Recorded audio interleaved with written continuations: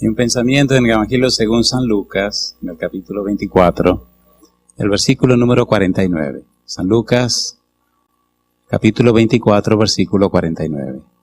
Dice el versículo 49, He aquí, yo enviaré la promesa de mi Padre sobre vosotros, pero quedaos vosotros en la ciudad de Jerusalén hasta que seáis investidos de poder desde lo alto. ¿Qué les parece si nos colocamos en pie y oramos?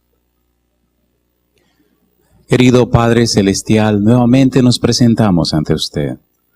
Rogamos la compañía de los ángeles y la dirección de su Espíritu.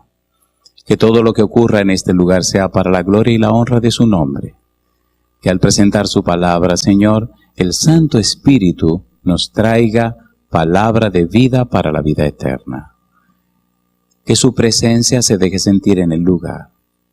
Y que su palabra, Padre eterno, la palabra que permanece y vive para siempre, pueda encontrar lugar en cada uno de nosotros.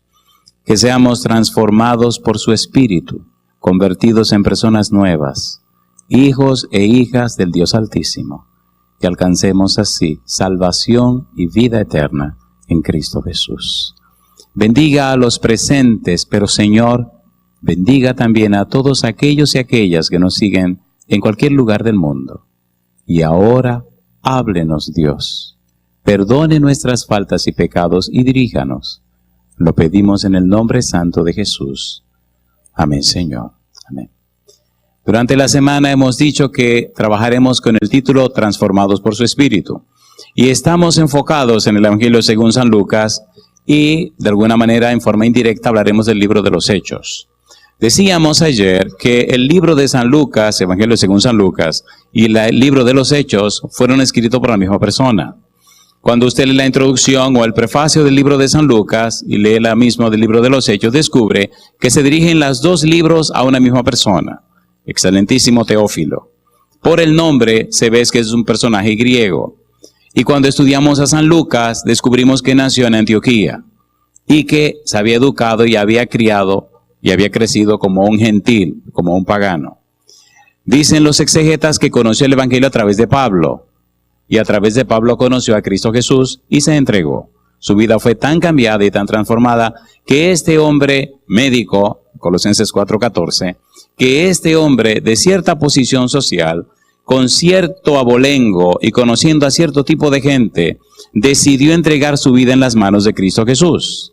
Tomando en cuenta esto, su capacidad literaria, su capacidad del conocimiento acerca de la historia, su conocimiento de la medicina, su conocimiento de la investigación, todo este haber del médico Lucas lo toma en cuenta para escribir un evangelio que en cierto modo tiene elementos que los tres evangelios no tienen.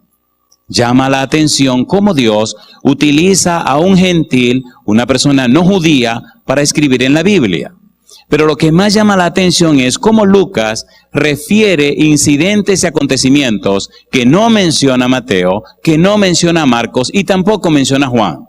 4 evangelios. Mientras Mateo y Marcos nos hablan acerca de Jesús, nos presentan y nos dicen quién es Jesús, en cambio San Lucas y San Juan nos dan un paso más allá, explican el porqué de Jesús. En el Evangelio según San Lucas, el médico Lucas, que escribe para una persona exigente, el excelentísimo Teófilo, utiliza un lenguaje exigente también. Y una manera muy curiosa e interesante de organizar el material.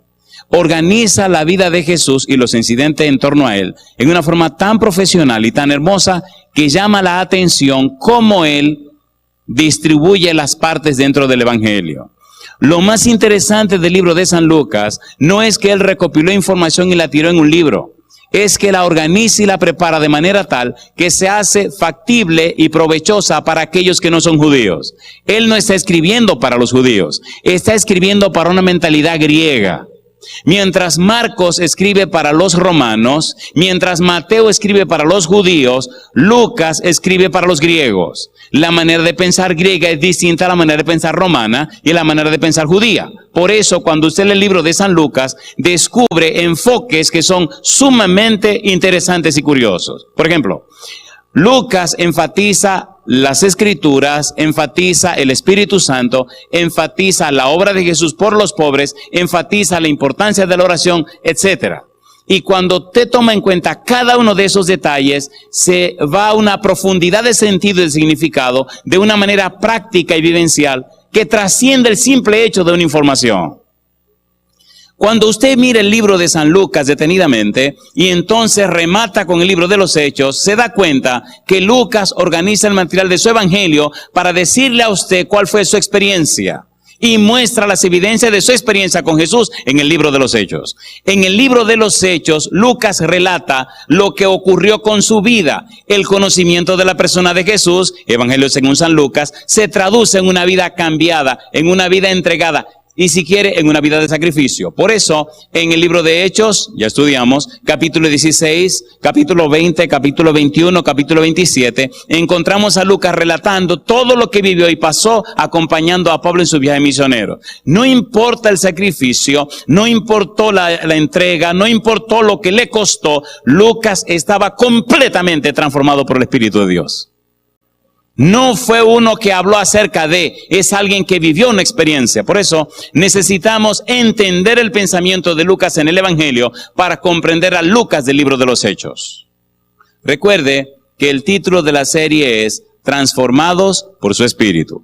Lucas fue transformado por su Espíritu. El elemento fundamental del Evangelio según San Lucas, la persona clave es Cristo Jesús. Pero hay que comenzar y entrar por la puerta de enfrente. La puerta de enfrente es Cristo y las Escrituras. ¿Cuál es la puerta de enfrente?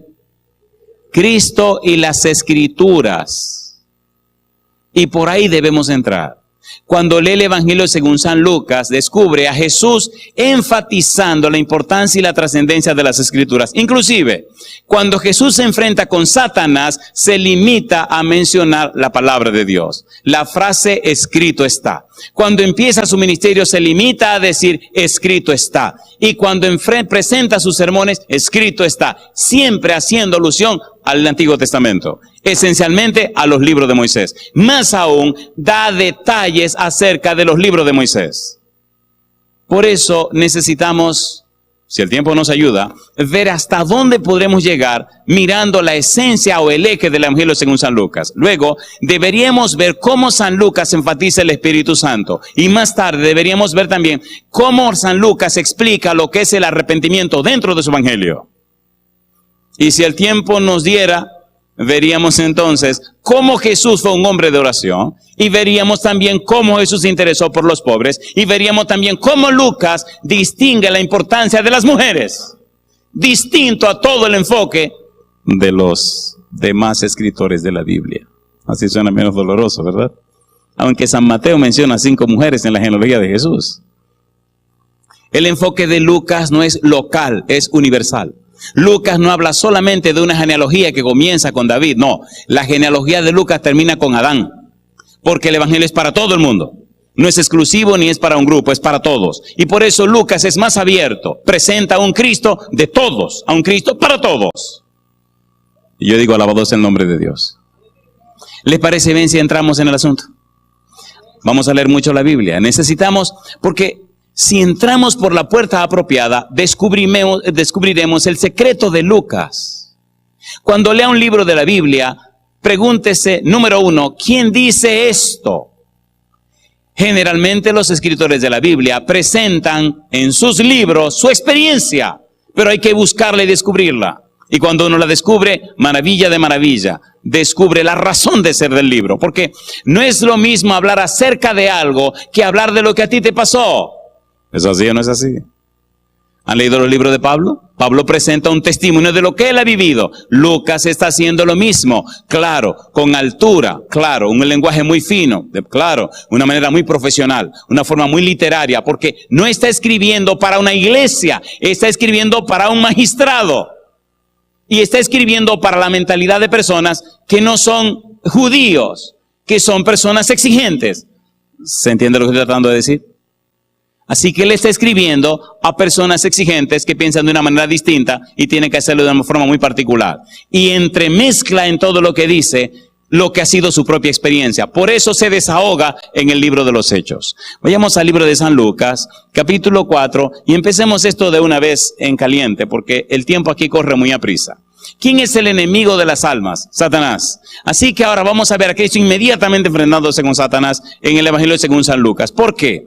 Porque ¿cómo se le hace frente a Satanás? Con la palabra de Dios.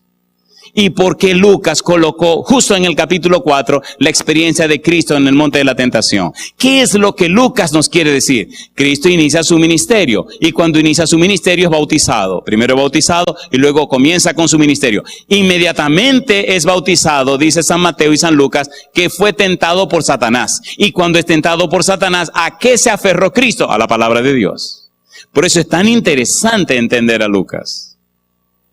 San Lucas capítulo número 4. Veamos qué pasó. Vamos a ir rapidito. Esto sería para toda la noche, pero bendito sea Dios. San Lucas capítulo 4, versículo número 4.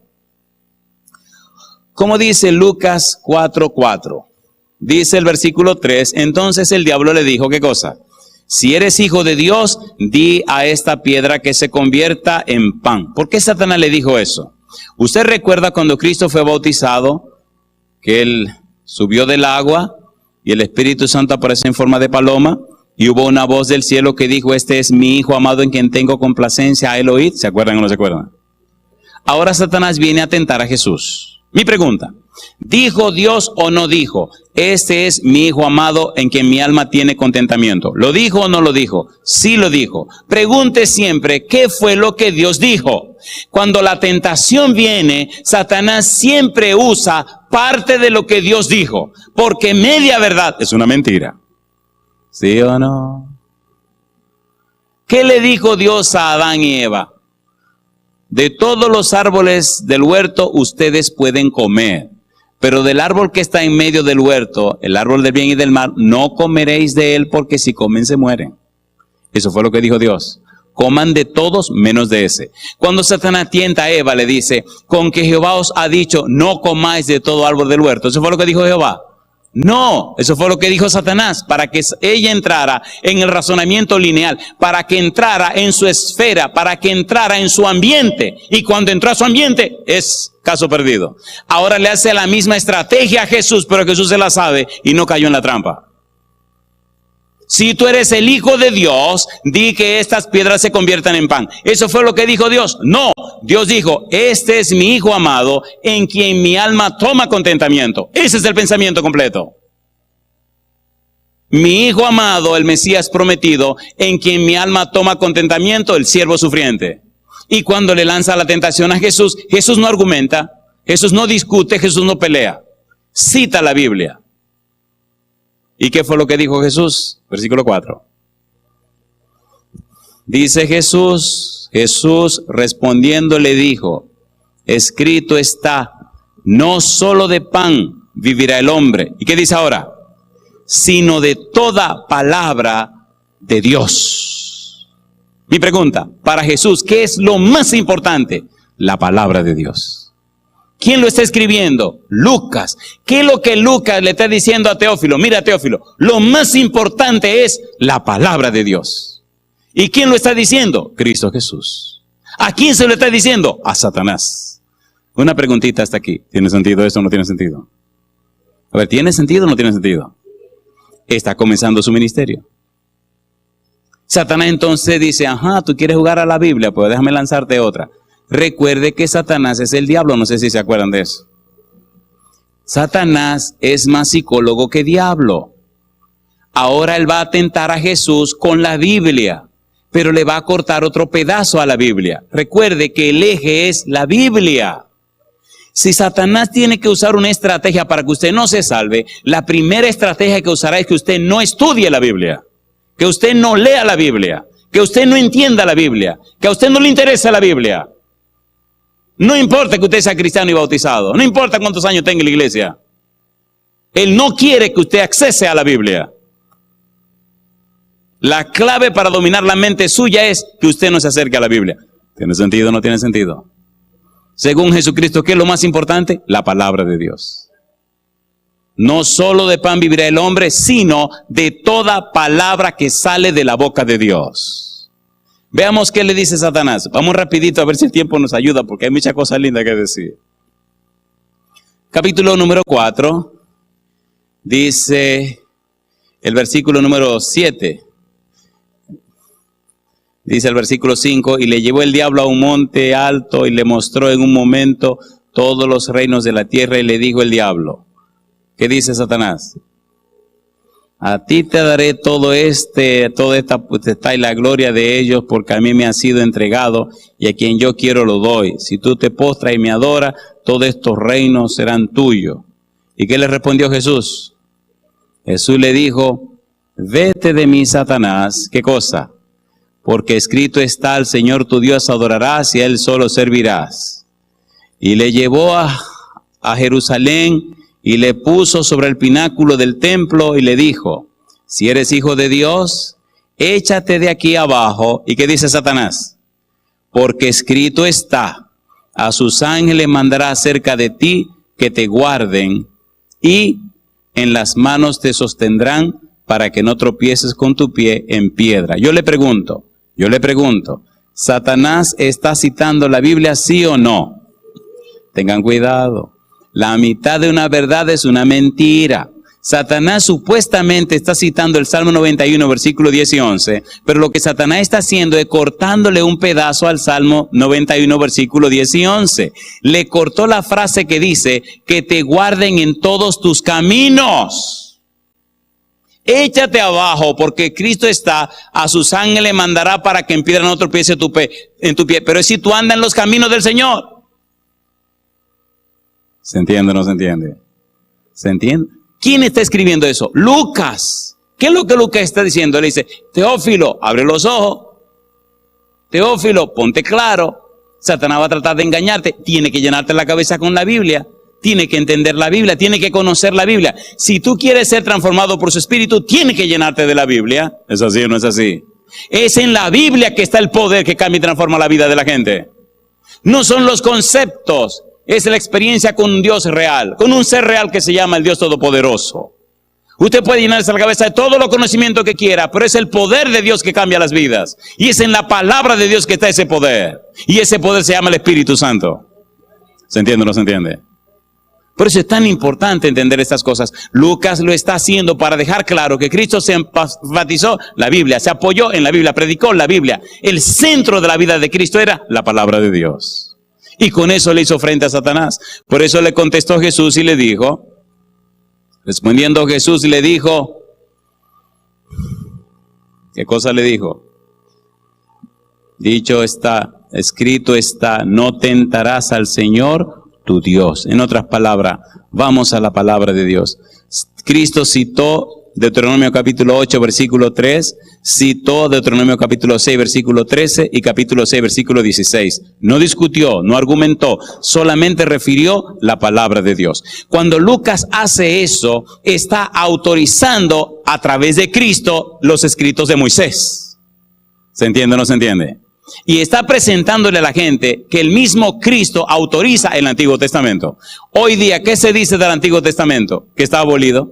¿Qué se dice del Antiguo Testamento? Que no está en funciones. ¿Pero qué pasó? ¿Y Cristo no lo está autorizando? Si Cristo lo está autorizando, ¿quién puede desautorizarlo?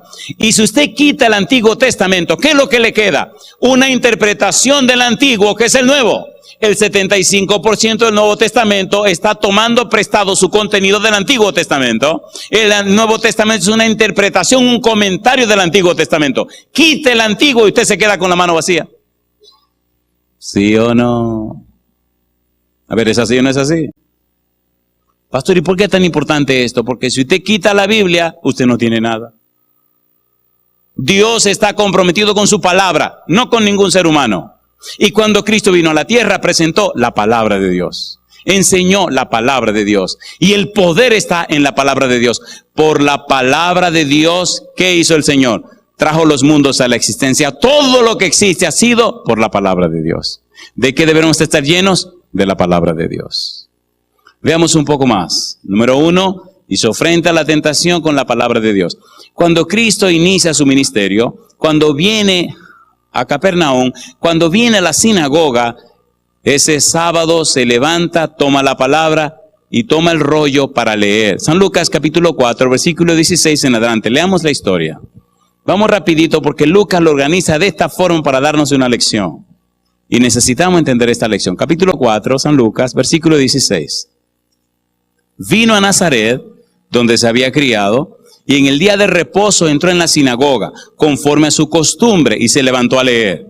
Y se le dio el libro del profeta Isaías, y habiendo abierto el libro, halló el lugar donde estaba escrito. ¿Qué cosa?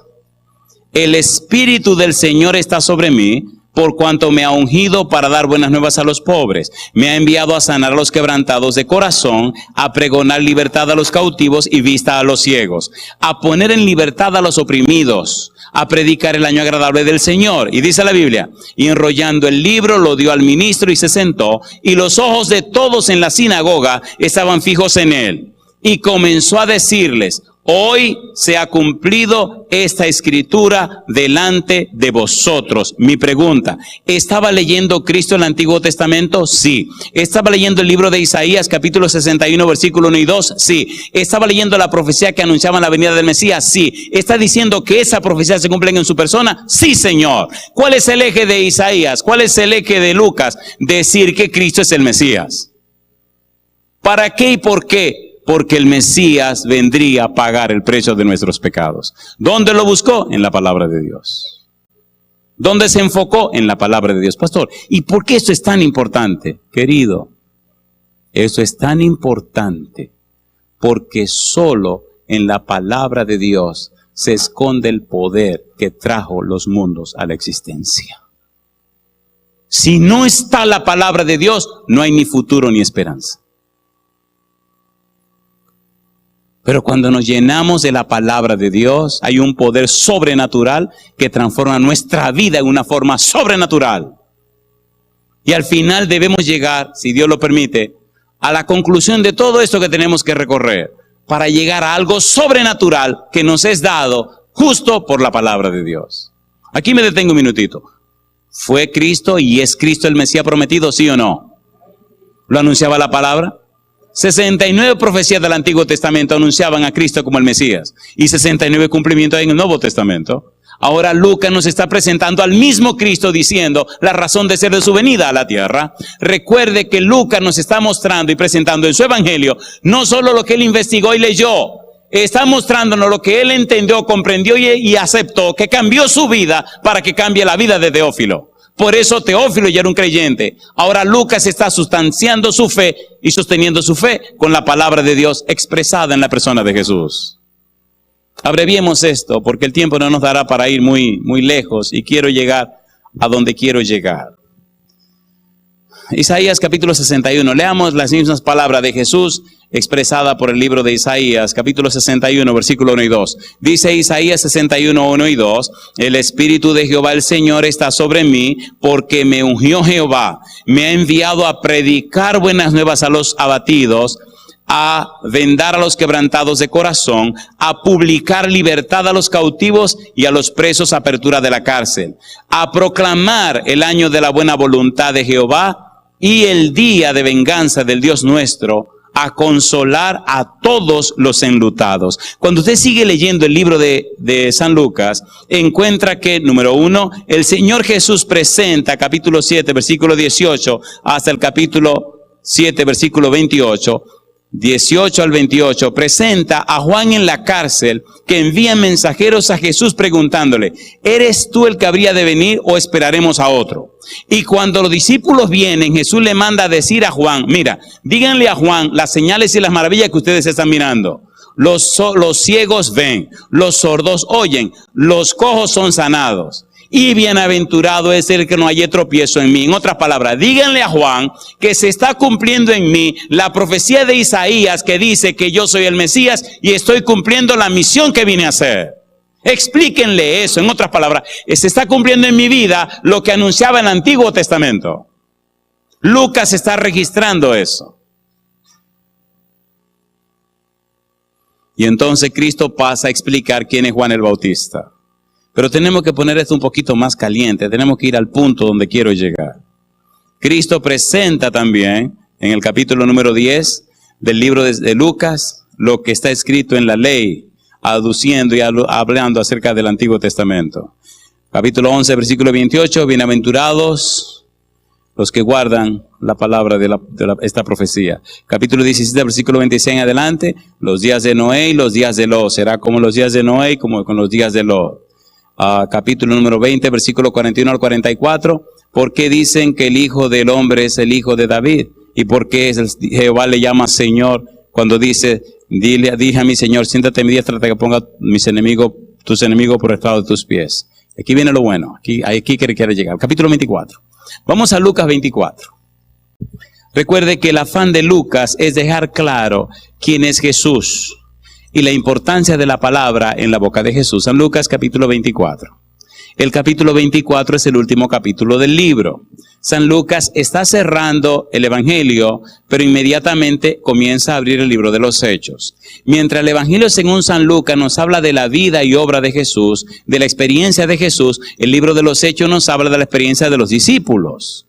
Tan importante es el libro de San Lucas como el libro de los Hechos. Recuerde que el libro de San Lucas y el libro de los Hechos son un solo libro con 2 tomos. ¿Qué pasó con esto? ¿Por qué lo dividieron? En el siglo II llegó un momento donde se canonizaron los escritos de la palabra de Dios. Y entonces tomaron en cuenta el Evangelio según San Mateo, San Marcos, San Lucas y Juan como los 4 evangelios, canonizados, canónicos, o conforme al canon. Ahí cortaron entonces a Hechos de San Lucas. Y luego entonces vieron que el libro de los Hechos también era conforme al canon. Y lo pusieron como parte del material de los 27 libros. Pero aquí pusieron entonces los 4 evangelios juntos. Por eso separaron a San Lucas del libro de los Hechos. Pero sigue siendo un libro canónico, un libro conforme al canon completamente. Ponga cuidado a lo que viene ahora. Oiga, pastor, ¿por qué usted está tan afanado en esta parte? Querido, si esto no está claro, no hay ninguna transformación, no hay ningún arrepentimiento. Arrepentimiento significa en griego, hay 2 palabras, metanoia y metanoia. Significa cambio de la mente. ¿Cambio de qué? El único cambio de la mente se produce cuando el Espíritu de Dios toma la palabra y la introduce en tu vida. Ningún razonamiento lineal cambia la mente de la gente. Es solo el Espíritu de Dios con su palabra que te da una mente nueva que se llama la mente de Cristo y que produce un nuevo nacimiento. Es imposible un nuevo nacimiento sin la palabra de Dios. Imposible. Pero con la palabra de Dios todo es posible. Lucas 1:37 dijo Gabriel, para Dios nada es imposible. Por eso necesitamos entender y comprender la Biblia. Vayamos al capítulo 24. En el capítulo 24 ya Cristo ha resucitado. Hay 2 discípulos que van de Jerusalén para Emaús. Van desanimados, deprimidos, abatidos y desconsolados porque la perspectiva judía era muy contraria a la perspectiva de Cristo. La perspectiva judía era que Cristo sería un conquistador que iba a conquistar todo para beneficio de los judíos. La perspectiva del cielo es que Cristo venía como el siervo sufriente, venía a morir por los pecados, pero resucitaría. Estos 2 señores y discípulos que iban para Emaús iban completamente acabados porque las cosas no ocurrieron como ellos querían. Pero Cristo no venía a hacer que las cosas ocurrieran como la gente quería, vino a hacer que las cosas ocurrieran como Dios enseñó. Y eso significaba morir en la cruz, significaba dar su vida por los pecadores, ¿sí o no? Ahora Cristo se une a ellos rumbo a Emaús y ellos no lo conocen. Hasta le llaman forastero, ¿o no? Y él le pregunta, ¿de qué ustedes están hablando? ¿De Jesús Nazareno, un varón profeta? ¿De quién están hablando? De Jesús. ¿Con quién están hablando? Con Jesús. Una locura. Cuando la persona se desconecta de Dios, cuando la persona se desconecta del valor de la palabra de Dios, cuando la persona no da crédito a la palabra de Dios, su mente se ciega. Dice que tenían los ojos velados. Y él le dice, oh insensatos y duros de corazón. Palabras fuertes. Y entonces Cristo hace una presentación maravillosa. Recuerde, querido, que el que está escribiendo eso es Lucas. y está organizando lo que Cristo dijo de la manera que Él quiere organizarlo para que sea beneficioso para usted y para mí. San Lucas capítulo 24. Veamos lo que dice Jesús a estos dos caballeritos. San Lucas 24, versículo 25 y 26. ¿Cómo dice el 25?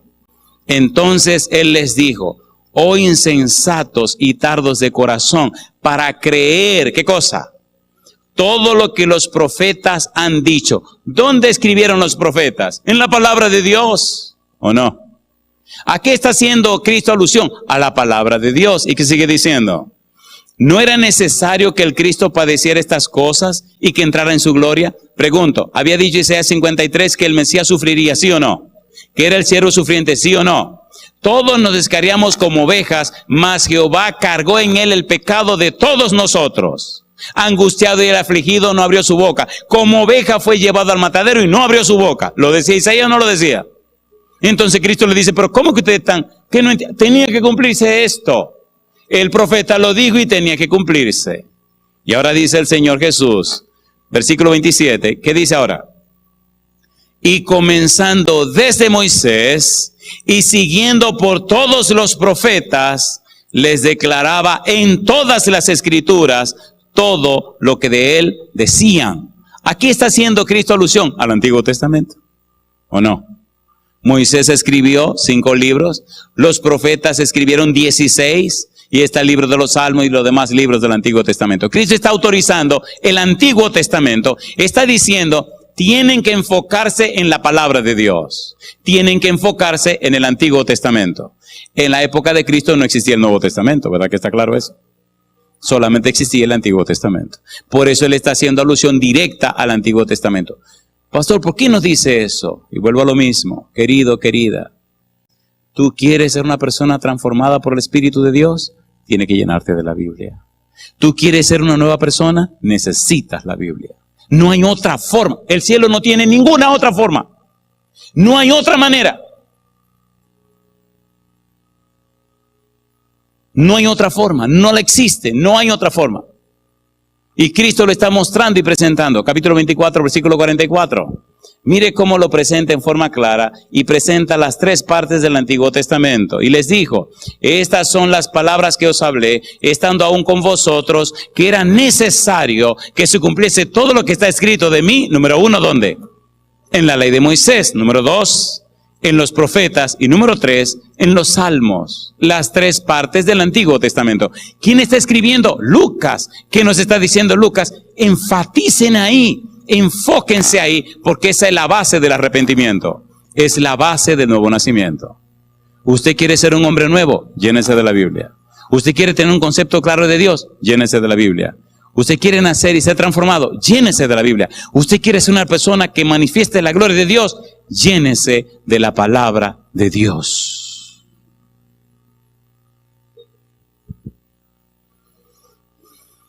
Cuando comparamos a Lucas con los otros escritores de la Biblia, descubrimos cosas maravillosas. Recuerde que quien está hablando es Jesús, y quien escribió lo que Jesús dijo fue Lucas. Citemos ahora por un momento y veamos a Jesús hablando acerca de lo mismo en otro libro que no es Lucas. San Juan capítulo número 5. Vamos rapidito. San Juan capítulo número 5. Oigan lo que Cristo dijo, el testimonio de Cristo. San Juan capítulo 5, versículo 31 en adelante. Mire cómo habló Jesús. San Juan capítulo 5, versículo 31. ¿Cómo dice el 31? Dice Cristo, si yo doy testimonio acerca de mí mismo, mi testimonio no es verdadero. Otro es el que da testimonio acerca de mí, y sé que el testimonio que da de mí es verdadero. Vosotros enviasteis mensajeros a Juan, y él dio testimonio de la verdad. Y sigue diciendo, pero yo no recibo testimonio de hombre alguno, mas digo esto para que vosotros seáis salvos. Él era antorcha que ardía y alumbraba, y vosotros quisisteis regocijaros por un tiempo en su luz. Mas yo tengo mayor testimonio que el de Juan, porque las obras que el Padre me dio para que cumpliese, las mismas obras que yo hago, dan testimonio de mí que el Padre me ha enviado. En otras palabras, Juan el Bautista dio testimonio de mí. Número 2, versículo 37. También el Padre que me envió ha dado testimonio de mí. Nunca habéis oído su voz, ni habéis visto su aspecto, ni tenéis su palabra morando en vosotros, porque a quien él envió, vosotros no creéis. Ustedes quieren creer en mí. Juan habló acerca de mí. Quieren creer en mí. Mi Padre habló acerca de mí. Recuerde que todo lo que Lucas está tratando de decir es que la palabra de Dios nos habla de Jesús, que la palabra de Dios presenta a Jesús y que Jesús es la clave a través de su palabra. Tercer testimonio que dice el Señor Jesús, versículo número 39. Escudriñad las escrituras porque a vosotros parece que en ellas tenéis la vida eterna y ellas son las que dan testimonio de mí. No solo Juan el Bautista da testimonio de mí, no solo mi Padre da testimonio de mí, también las escrituras dan testimonio de mí. Yo pregunto, ¿es coherente lo que está diciendo Jesús? ¿Tiene sentido o no tiene sentido? Queridos, nosotros estamos en una guerra entre el bien y el mal. Se llama conflicto cósmico. No empezó en la tierra, empezó en el cielo. Lamentablemente se incubó en la tierra. Ahora la tierra es el escenario del universo entero. Ahora todo el universo está contemplando la tierra. Ahora lo que pasa en la tierra es la noticia del universo entero. Y los protagonistas de este asunto son usted y soy yo. El trabajo de Satanás es que usted se aleje de la Biblia para que usted no salga airoso de la lucha. La única manera de salir vencedor es a través de la Biblia. El diablo hará lo imposible para que usted no estudie la Biblia. Y Dios hará todo lo posible para que usted tenga acceso a la Biblia. Nunca en la historia de la humanidad hubo tanto acceso a la Biblia como ahora. ¿O no? ¿Sí o no? Usted solo tiene que sentarse y poner que se la lean. ¿O no? Yo creo que dentro de poco le van a inyectar la Biblia. No, porque eso es lo único que falta, que se la inyecten. Sí, porque de cualquier forma usted tiene la Biblia de todo como usted. Es una cosa increíble. Y hay gente que ni siquiera así la leen. ¿Sí o no?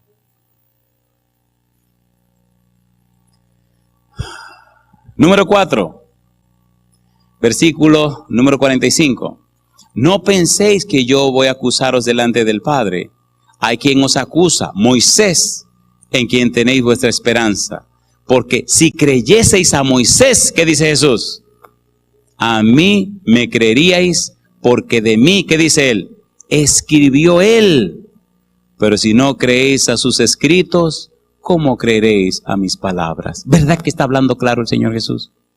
¿Está hablando claro o no está hablando claro? ¿Qué nos está diciendo Jesús y qué nos está diciendo Lucas? Abran los ojos, queridos. ¿Quieren ser transformados por su espíritu? Llénense de la palabra de Dios. Pueden estar seguros que si no se llenan de la palabra de Dios, no serán cambiados ni transformados. Y yo le pregunto, ¿tiene sentido o no tiene sentido? ¿Tiene sentido o no tiene sentido? Veamos si podemos llegar al punto final donde quiero llegar. San Juan capítulo 4, versículo 25. San Juan capítulo 4, versículo 25. ¿Cómo dice el versículo 25? Juan 4, 25. Le dijo la mujer, ¿recuerdan la mujer samaritana? ¿Se acuerdan de la mujer samaritana? ¿Se acuerdan o no se acuerdan? ¿La mujer samaritana era buena o era mala? Bueno, no sea muy chismoso, era una pecadora. Era pecadora. ¿Es usted pecador y yo soy pecador? Somos pecadores. ¿A quién vino Cristo a salvar? A los pecadores. Alabado sea el nombre de Dios. De manera que la pecadora samaritana se encontró con un señor llamado Jesús, que es el Salvador. ¿A dónde iba Jesús? A Galilea. ¿Por dónde se desvió Jesús? Para Samaria. ¿Qué negocio tenía Cristo en Samaria? Una pecadora llamada la samaritana. Cristo iba para Galilea y se desvió del camino para pasar por el pozo de Jacob, la ciudad de Sicar, la ciudad de la borrachera. ¿Quién estaba en esa ciudad? Una mujer llamada la samaritana. Cristo oye el grito de cada corazón, no importa dónde esté, y hace lo que sea para encontrarse con esa persona. Se encontró con la samaritana, le explicó del evangelio, ella aceptó el evangelio, la llenó del Espíritu Santo, la llenó del agua de vida y ella salió a predicar el evangelio a Samaria. Pero curiosamente, la samaritana salió mejor teóloga que Nicodemo del capítulo 3. Ay, mamacita linda. Escuche ahora, escúchate un chisme cristiano, pero bueno, hay que tirarlo. Me gusta la Biblia. Cuando usted lee el libro de San Juan, capítulo número 3, encuentra a Nicodemo, un profesor judío, un escriba, un maestro de la ley, miembro del Sanedrín, con un concepto judío de la palabra de Dios, completamente equivocado. Pero cuando usted lea el capítulo 4, la samaritana tiene un concepto correcto de quién debía ser el Mesías. Versículo 25, capítulo 4. ¿Cómo dice el versículo 25? Le dijo la mujer, sé que ha de venir el Mesías, llamado el Cristo. Cuando Él venga, nos declarará todas las cosas. Es decir, cuando venga el Mesías, nos enseñará. Y ese era el trabajo del Mesías. Enseñar, instruir. ¿Qué querían los judíos? Un Mesías conquistador que le diera dinero y posiciones. Y esta samaritana estaba más clara en el concepto real que los judíos. Pastor, ¿qué le pasa a usted? Deuteronomio capítulo 18. Vamos a ver el chisme completo. Deuteronomio capítulo 18, versículo 15 en adelante. ¿Qué fue lo que dijo Moisés y qué fue lo que dijo Dios? Y aquí completamos un cuadro precioso en relación a lo que Cristo estaba diciendo. Deuteronomio capítulo 18, versículo 15 en adelante. ¿Cómo dice el versículo 15? 18, versículo 15. Dice el versículo 15, dice Moisés, profeta de en medio de ti, de tus hermanos, como yo, dice Moisés, te levantará Jehová tu Dios, a él oiréis. Conforme a todo lo que pediste a Jehová tu Dios en Horeb, el día de la asamblea, diciendo, no vuelva yo a oír la voz de Jehová mi Dios, ni vea yo más este gran fuego para que no muera. Y Jehová me dijo, han hablado bien en lo que han dicho. Y dice Dios, profeta les levantaré de en medio de sus hermanos, como tú, y pondré mis palabras en su boca, y él les hablará todo lo que yo le mandare. ¿Fue lo que dijo Dios, sí o no? La samaritana estaba clara con eso, mientras que Nicodemo no estaba claro con eso. Qué vergüenza. Qué vergüenza. Una mujer que había tenido 6 esposos era mejor teóloga que Nicodemo. Perdone, los esposos no eran de ella. Así que tenga cuidado en creerse la gran pieza, que puede salir bien sorprendido, querido. Muy sorprendido. No se cree que usted es mejor que nadie, usted no es mejor que nadie. Mejor es Dios. Todos somos pecadores y hermanos en Cristo Jesús. Y la salvación es para todos, grandes y pequeños, buenos y malos. La salvación es Cristo Jesús. Yo le pregunto, ¿es verdad o no es verdad? Imagínese usted, la samaritana estaba mejor parada teológicamente que Nicodemo. ¿Y cómo se entiende eso? ¿Y qué le dijo Cristo a la samaritana? Yo soy el que habla contigo. Qué cosa linda. ¿Le dijo Cristo eso a Nicodemo? A Nicodemo lo que le dijo fue, como la serpiente fue levantada en el desierto, así es necesario que el Hijo del Hombre sea levantado, para que todo aquel que en él creyere tenga vida eterna. Y a la samaritana se le descubre como el Mesías. ¿Sabe lo que Cristo le estaba diciendo a esa mujer pecadora? Yo soy Dios que me hice hombre. Disculpe la pregunta y no me responda, por favor. ¿Verdad que no es de mucha reputación tener 6 esposos ajenos? A ver, ¿es de buena reputación eso? Entonces explíqueme cómo Dios cambia la ruta para ir a hablar con una mujer tan pecadora. ¿Cómo le hace una cita en privado? ¿Y cómo le explica quién es él y se le descubre a ella? Cambie esa mente. Dios no tiene prejuicio contra nadie ni hace expresión de persona. Dios es Dios. Necesitamos entender su palabra, ¿o no? ¿Sí o no? Somos como somos y vivimos como vivimos porque no hemos dejado que la palabra de Dios se adueñe de nosotros. Tenemos nuestras propias ideas, nuestros propios conceptos y criterios. Y no hemos dejado que el Espíritu a través de su palabra inunde nuestro ser y nos cambie en otras personas. Por eso nuestra vida es tan floja. Y no se ve más del poder de Dios en nosotros. Y hasta en nuestra propia casa se ve la miseria espiritual que vivimos. Y nuestros hijos pagan la consecuencia de nosotros no ser más fieles a Dios. ¿Sí o no? ¿Sí o no? Y la gente rechaza nuestro mensaje porque no lo ve en nosotros. Hablamos y hablamos y decimos. Pero como decía Lucas, ¿dónde está la experiencia tuya con Dios? Por eso me gusta Lucas, como escribe, porque en el libro de los Hechos Lucas dice, y zarpamos, y navegamos, y nos hundimos, y sufrimos. O sea, señores, yo no solo acepté un mensaje, yo me hice un mensajero, y arriesgué mi vida, y entregué todo para la gloria de Dios. Yo le pregunto, ¿tiene sentido esto o no tiene sentido? Pastor, pero finalmente entonces, porque somos curiosos. Finalmente, mire qué cosa linda. ¿Por qué es tan importante la Biblia, pastor? ¿Qué hay y qué se esconde en la Biblia? ¿Cuál es el secreto de la Biblia, pastor? Mire qué cosa linda viene ahora. San Juan capítulo 4. Capítulo 5, versículo 24. Vamos rapidito a este versículo para ir a buscar ya el aterrizaje. Tengo entendido que esta noche tenemos una linda experiencia. Y tengo entendido que hay alguien por ahí preparándose para un santo bautismo. Sería bueno que se vayan poniendo en queue, porque tenemos que entrar en eso de una vez. San Juan capítulo 5, versículo 24. ¿Cómo dice el versículo 24? Juan 5, 24. ¿Cómo dice Jesús? Dice el verso 24. De cierto os digo, ¿qué cosa? El que oye mi palabra. ¿Y qué dice ahora? Y cree al que me envió, tiene vida eterna y no vendrá a condenación, mas ha pasado de muerte a vida. Alabado sea el nombre de Dios. ¿Está claro eso, sí o no?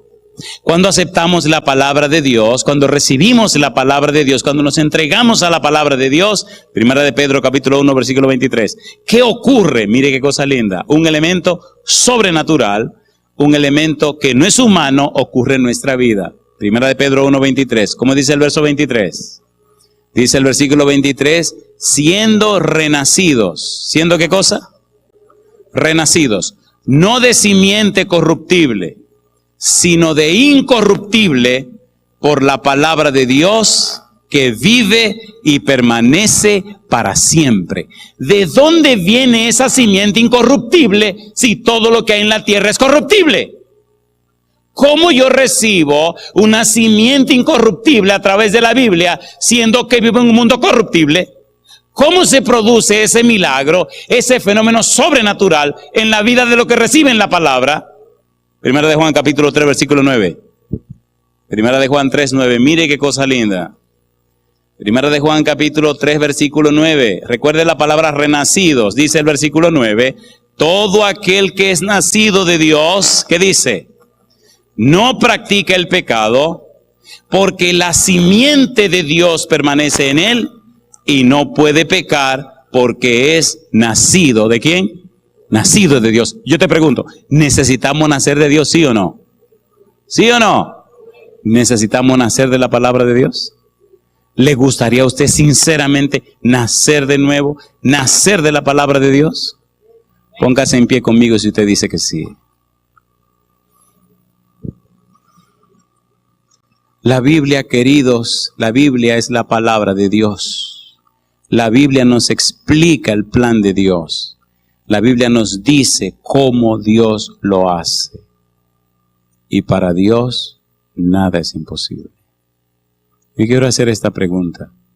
¿Hay en la sala alguna persona que en el pasado caminó con Dios y por alguna razón se alejó de Dios, se separó de Él y nuevamente está volviendo otra vez a enfocar su vida, a guiar y dirigir su vida conforme a los principios del Padre, los principios del Hijo, los principios del Espíritu Santo, los principios de la palabra de Dios? ¿Alguna persona así que estuvo lejos de Dios está regresando? Pues levantar su mano conmigo en este momento. Alabado sea Dios, alabado sea Dios. Número 2. ¿Hay entre nosotros alguna persona que está comenzando a estudiar la Biblia, está empezando a estudiar la palabra de Dios, está comenzando a conocer el principio divino, el plan de salvación, y está preparándose para tener derecho de entrada en el reino de los cielos? ¿Hay alguna palabra, alguna persona así con nosotros? ¿Puede levantar su mano también? ¿Hay alguien así estudiando la Biblia de esta manera? Querido Padre Celestial, con nuestra mano levantada, le reconocemos como nuestro Dios, nuestro Señor y nuestro Dueño. Aceptamos, oh Dios, la muerte de Cristo en nuestro favor. Aceptamos su sangre como precio por nuestros pecados. Aceptamos su perdón. Hoy, Dios, nos rendimos a usted. Mi flaqueza, mi pecado, todo rendimos a usted. Haga en nuestra vida su voluntad, Señor, y permita que el Santo Espíritu venga a nosotros en esta hora, que nos lave con la sangre preciosa de Cristo, que nos cambie, que nos transforme, que haga un cambio profundo en nuestra manera de pensar, que cambie nuestros patrones mentales, que cambie nuestros paradigmas, nuestros esquemas, y que nos haga vivir conforme a su palabra. Haga, Dios, que amemos su palabra, que nos llenemos con ella, Señor, para recibir la mente de Cristo, recibir una nueva simiente, la simiente de Cristo, nacer de nuevo y ser nuevas criaturas para la gloria de su nombre. Bendiga a los presentes, pero también a los que nos siguen allá, en cualquier lugar del mundo, Señor, que ellos también alcancen salvación y vida eterna. Lo pedimos en el nombre de Jesús. Amén, Señor.